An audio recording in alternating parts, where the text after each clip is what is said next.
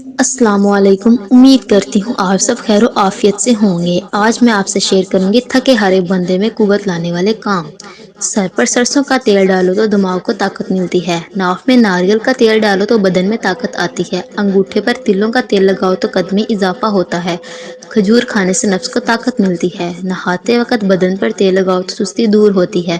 دماغ کا زیادہ استعمال موت جلد آتی ہے، شرمگا کے بعد صاف کرنے سے طاقت آتی ہے،